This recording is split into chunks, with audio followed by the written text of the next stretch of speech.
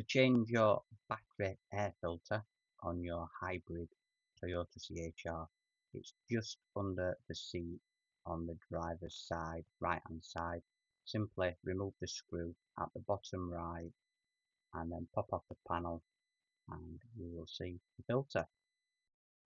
The filter for the battery just hooks into the plastic cover and then the new one will hook back in its place. And once that's done, it's simply just a case of inserting the front plastic cover back into its original place and then putting in the screw that fastens it on the right hand side of it. And that's it. This is something that absolutely anybody could do. There's no risk with the high voltage battery. You don't need to worry about anything like that.